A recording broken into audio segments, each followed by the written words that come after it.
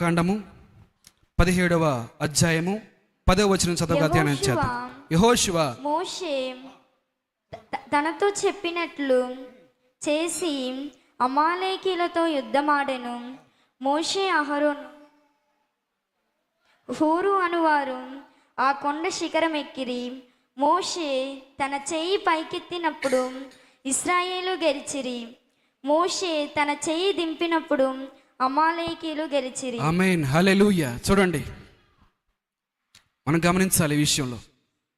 ఒకటి, శత్రువుని జయించడానికి దేవుని మార్గం ఇక్కడ ఉంది. దేవుని మార్గం ఒకటి, చేతులెత్తి కొండ ఎక్కి చేతులెక్కుతాం. ఇది ప్రార్థన అనుభవాన్ని చూపిస్తుంది. హల్లెలూయా. రెండవదేమో యుద్ధం చేయటం, ఎదిరించటం, పోరాటం. ఈ రెండు విషయాలు మన ప్రార్థనలో ఈ రెండు ఉండాలి. ఒకటి, చేతులెత్తి దేవుణ్ణి బతిమలాడుకోవటం. చెప్పండి, ఒకటి మొదటగా ఏం చేయాలి? చేతులెత్తి దేవుణ్ణి బతిమలాడుకోవటం. అనగా చేతులు ఎత్తడం అంటే ఏంటి తెలుసా? చేతులు ఎత్తడం అంటే ఏంటి తెలుసా? మన నిస్సహాయమైన స్థితిని ఒప్పుకోవటం, మన బలహీనమని, చేతగానవరమని, దేవుని సహాయం లేకుండా మనం ఏమీ చేయలేమని ప్రభు అన్నాడు. ద్రాక్షావళి నేను, తీగలు మీరు. నాకు వేరై ఉంటే తీగ దాకా వద్దులేండి, చెట్టు కొమ్మను చూసుకుందాం. కొమ్మను ఒకసారి నరికి అవతల పడేస్తే, కొమ్మను ఒకసారి చెట్టు నుంచి నరికి అవతల పడేస్తే, చూడండి అక్కడ వేప చెట్టు నరికేశారు, మన కుప్పలేని తీసేసింది, కొన్ని కొమ్మలు పక్కన పెట్టేశారు. చెట్టు అంతా బాగుండి కొమ్మ ఒక్కటి అటు నరికితే చాలు, పక్కన పడేస్తే ఎంతసేపటికి ఎండిపోద్ది? సాయంత్రానికి స్టార్ట్ అయ్యేది వడబట్టు, రెండో రోజుకల్లా అయిపోద్ది దాని పని, ఎండిపోతుంది. అట్లాగే ప్రభు అన్నాడు, ద్రాక్షవల్లిని నేను, లేక చెట్టును నేను, నాలో కొమ్మలు మీరు. నాలో నిలిచి ఉంటేనే మీరు ఫలించటమైనా చిగురు పెట్టడమైనా ప్రభు సహాయం లేకుండా మనం ఏం చేయగలుగుతాం? నాకు వేరుగా ఉండి మీరు ఏమీ చేయలేరు అంటున్నాడు ప్రభు. మొదటిగా ప్రార్థన అనుభవం, చేతులెత్తి నిస్సహాయమైన స్థితిని, ప్రభువా మా స్థితిది, మేము ఇంత బలహీనమని ఒప్పుకొని దేవుని మీద అనుకోవటం. మోషే గొప్ప దైవజనుడు, ఎర్ర సముద్రాన్ని ఒక కర్ర చాపితే ఎర్ర సముద్రం చీలిపోయింది కదా. ఐగుప్తులో 10 దిగులు తీసుకొచ్చాడు. అయినప్పటికీ అమాలేకులు ఎదురొస్తే, శరీర కార్యాలు ఎదురొస్తే ఏమంటున్నాడు? ప్రభువా మా సహాయం నీవే, మా కత్తి కాదు ప్రభువా, మా విల్లు కాదు, మా బలం కాదు ప్రభువా. యెహోషువ కింద లోయలో యుద్ధం చేస్తున్నారు, కానీ ప్రభువా అతని కత్తి సరైన విధంగా వాడబడాలంటే, అతని కత్తి శత్రువుని చీల్చాలంటే నీ సహాయం కావాలి ప్రభువా అని చేతులు ఎత్తుతున్నాడు. ఒకటి, మన ముందున్న పోరాటంలో శత్రువు దేని విషయమైతే పోరాడుతున్నాడో, అవి శరీర కార్యాలు కావచ్చు, ఇంకేమైనా కుటుంబంలో జటిలమైన సమస్యల పోరాటాలు కావచ్చు, దేవుని దగ్గర చేతులు ఎత్తడం మనం నేర్చుకోవాలి. మన నిస్సహాయమైన స్థితిని మనం ఒప్పుకోవాలి, సరెండర్ అయిపోవాలి దేవుడికి. అదొక్కటి దేవుడు ఎంతో గణపరుస్తాడు. ఎప్పుడైనా మన నిస్సహాయతను ఒప్పుకుంటే దేవుడికి ఎంత సంతోషమో. కానీ మనం ఏం చేస్తాం తెలుసా? మన గొప్పలు చెప్పుకుంటాం, మన గొప్పలు చెప్పుకోవడానికి ఎక్కువ ఇష్టపడతాం. నేను అంత ప్రార్థనా పరుణ్ణి, అన్ని గంటల ప్రార్థన చేస్తున్నాను. పరిసైడు ఏం చేశాడు?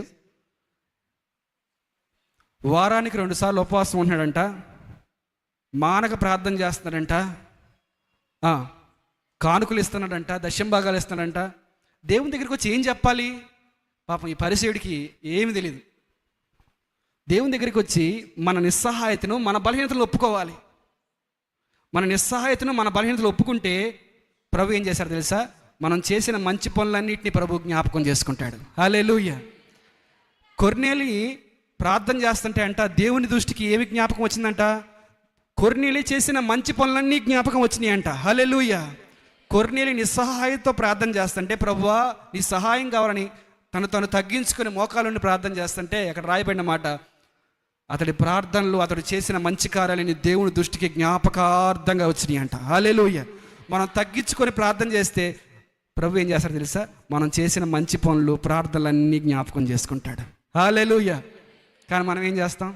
సహజంగా మన నిస్సహాయతలు ఒప్పుకోం కదా. మనం ఎంత బలహీనమో, ఎన్నిసార్లు పడిపోయామో, ఎన్నిసార్లు దేవుని దుఃఖపరిచామో, ఎన్నిసార్లు ఆయన గాయాలు రేపామో,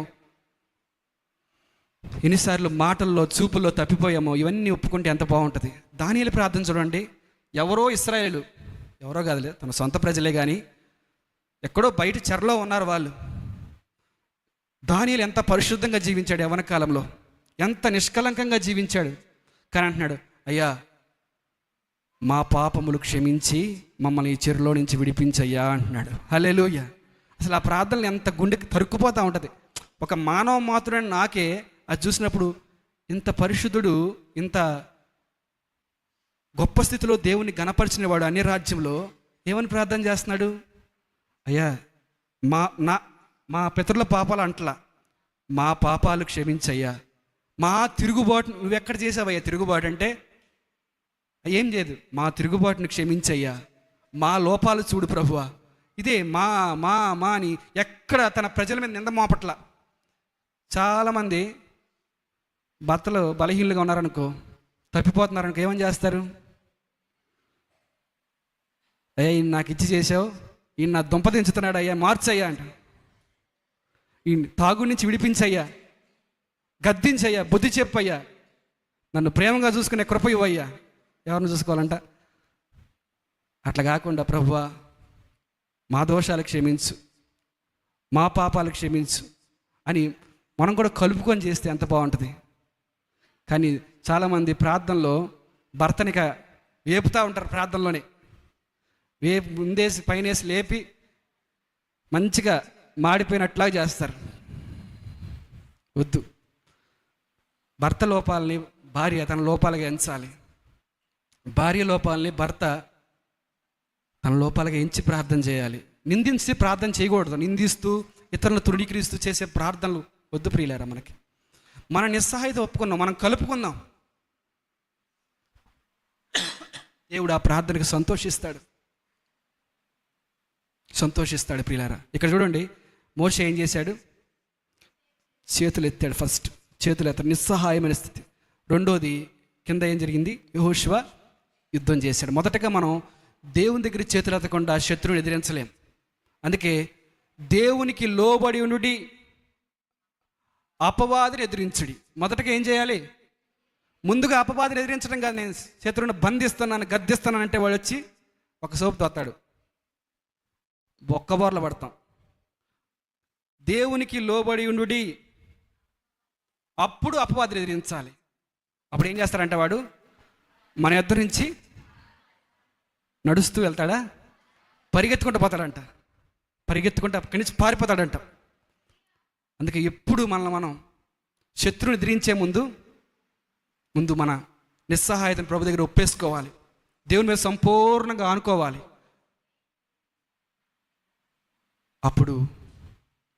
అప్పుడు మనం శత్రువుని గద్దిస్తే వాడు పారిపోతాడు, ఎదిరిస్తే వాడు భయపడతాడు అంతే, అంతేగా. ఎందుకంటే మనలో ఏమీ లేదు. ఇప్పుడు ట్రాఫిక్ పోలీస్ ఉన్నాడు, ట్రాఫిక్ పోలీస్ చెయ్యి అడ్డు పెడితే ఎందుకు పెద్ద పెద్ద లారీలు సైతం ఆగిపోతున్నాయి? ట్రాఫిక్ పోలీస్ బలవంతుడైన లారీ కన్నా బాగా దిట్టంగా ఉన్నాడని ఆగిపోతాయా? లేదు. ట్రాఫిక్ పోలీస్ మీద ఒక డ్రెస్ ఉంది, డ్రెస్ కోడ్ ఉంది, గవర్నమెంట్ వాళ్ళు డ్రెస్ కోడ్ ఇచ్చారు. ఆ డ్రెస్ కోడ్ వెనకమాల గవర్నమెంట్ నిలబడిపోద్ది. ఎవరు వెనకమాల? ఆ ట్రాఫిక్ పోలీస్కి ఏమన్నా ఎదురు చెప్పినా, తిక్క లేశాలు వేసినా ఏమైద్ది? గవర్నమెంట్ తన పక్షంగా ఉంది. అట్లాగే మనం దేవునికి లోబడినప్పుడు, దేవుని అధికారం కిందకు వచ్చినప్పుడు, మనం దేవుని అధికారానికి లోబడుతున్నప్పుడు పరలోకం మొత్తం మన వెనకమాలే ఉంటుంది. హల్లెలూయా. పరలోక సైన్యం మొత్తం మన వెనకమాలే ఉంటుంది. మనం చెప్పిన ప్రతి మాటను రూఢీపరుస్తూ ఉంటుంది. హల్లెలూయా. కానీ మనం దేవునికి లోబడకుండా ఏదేదో చేసుకుంటే ప్రార్థనలు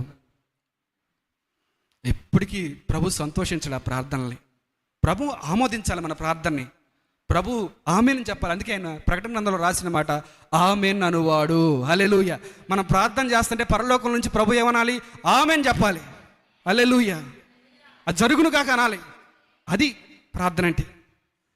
అందుకు మనం నిస్సహాయతని, మన బలహీనతలను దేవుని సన్నిధిలో ఒప్పుకుంటూ, పశ్చాత్తాపడుతూ, ప్రభువా సహాయం చేయమని గోజాడుతూ, బతిమలాడుతూ మోషే వలె ఉండాలి. కింద యెహోషువ యుద్ధం చేస్తుంటే ఒక్కొక్క కత్తి ఎత్తుతున్నప్పుడు శత్రువు నేలనట్ట పడిపోతున్నాడు. యెహోషువ కత్తి బలం అది. అయితే ఇక్కడ రాయబడిన మాట, ఎప్పుడైతే మోషే చేతులు నొప్పొచ్చి చేతులు ఎత్తలేక దించేశాడో, మోషే చేతులు ఎప్పుడైతే దించాడో, యెహోషువ కత్తి ఎత్తుతున్నప్పుడు కానీ శత్రువు ఆ కత్తి వశంలో పడి నశించిపోట్ల, ఆ శత్రువు కత్తి దాడికి చనిపోట్ల. ఇదంతా కొండ మీద నుంచి మోషేతో పాటు అహరోను ఊర్లో చూశారు. అయ్యయ్యో, దేవుని ప్రజలు ఓడిపోతున్నారు. మోషే అయ్యా ఒకసారి మళ్ళీ చేతులు ఎత్తంటే చేతులు ఎత్తుతున్నాడు. కానీ మోషే ఏం చేస్తున్నాడంట, చేతులు ఎక్కువసేపు ఎత్తి ఉంచలేకపోతున్నాడంట, బరువెక్కిపోతున్నాయంట చేతులు. అహరోను ఊర్లో ఏం చేశారు, ఓ పెద్ద దైవజనుడు అనుకున్నాను, ఇంత బలహీనుడు అయిపోయావేంటి అన్నారా? ఇంత బలహీనుడు మమ్మల్ని నడిపిస్తావు అని పొడిచారా? చాలామంది ఈనాడు విశ్వాసులు అట్ట పొడిచేవారుగా ఉన్నారు. ఎవరిని? దేవుని సేవకుల్ని పొడిచేవారుగా ఉంటున్నారు. మనల్ని ఎందుకు ఇచ్చాడు దేవుడు? మనం దైవ సేవకులకి సహకారులుగా ఉండాలి. అహరోను హూరు ఎందుకున్నారు పక్కన? ఏం చేశారు చూడండి, అహరోను హూర్లు ఎంత చక్కగా ఉందో. చదవద్దు కానీ టైం అయిపోతుంది. అహరోను హూర్లంట, అయ్యా శ్రమ పుచ్చుకోవద్దు అని తీసుకొచ్చి మోషేని దగ్గరికి పట్టుకొని తీసుకొచ్చి ఒక బండను తీసుకొచ్చి ఆ బండ మీద మోషేని కూర్చోబెట్టి, అయ్యా మీరు కూర్చోండి. అది ఎంత గౌరవిస్తున్నారు చూడండి. అలాంటి వారు ఉంటే ఎంత బాగుంటుంది. మోషే చేతులు బరువెక్కిపోయినాయి అంటే, అయ్యా మీరు కూర్చోండి అని చెప్పి కూర్చోబెట్టి చేతులు పైకి లేపి ఈ చెయ్యి ఒకళ్ళు ఆదుకున్నారంట. ఎంత గొప్ప వ్యక్తులు వాళ్ళు. వాళ్ళని చూస్తే నాకు ఎంత ముచ్చటనిపించిద్దు.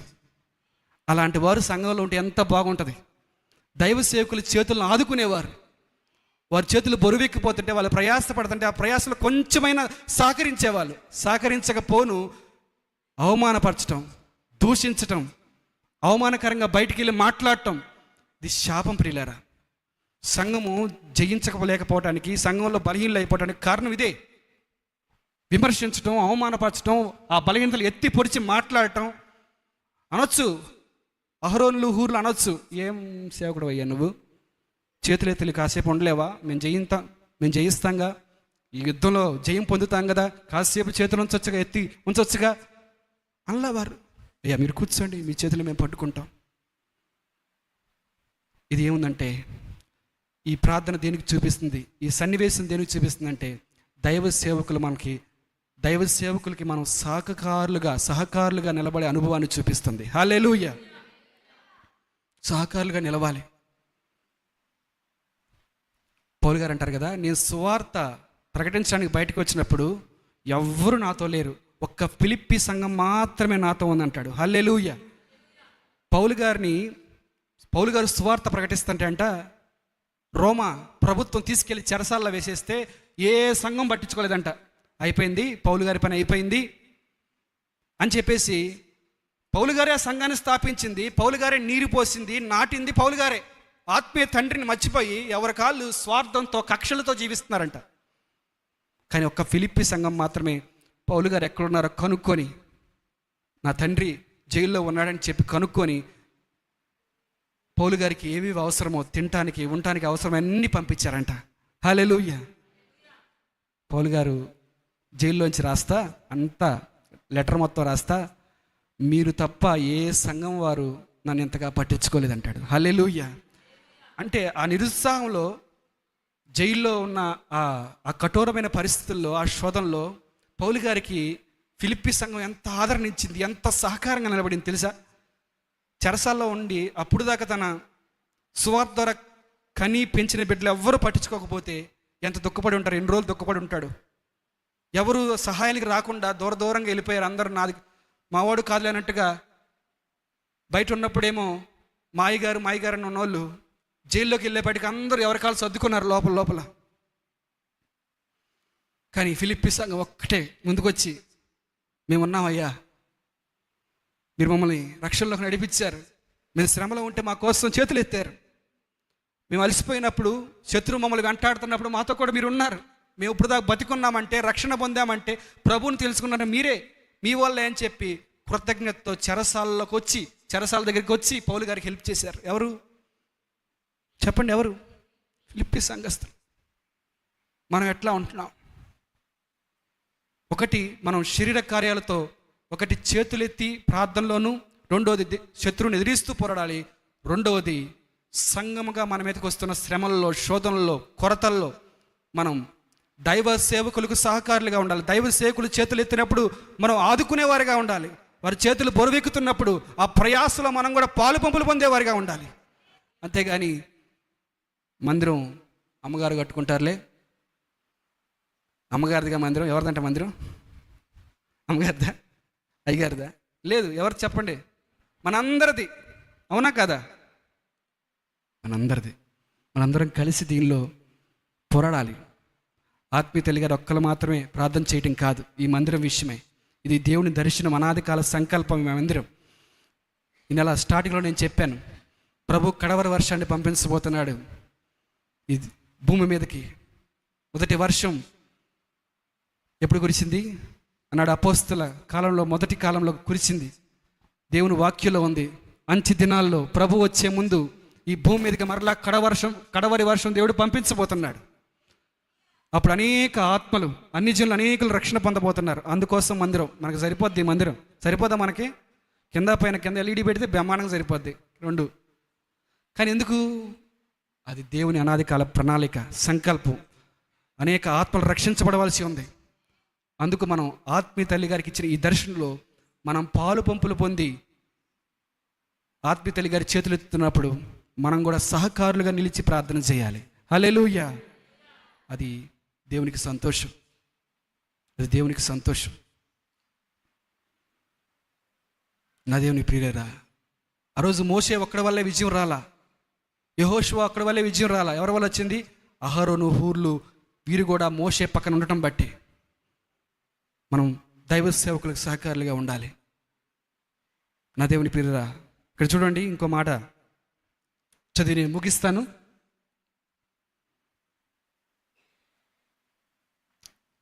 నిర్గమాకాండము 17వ అధ్యాయము 14వ వచనం.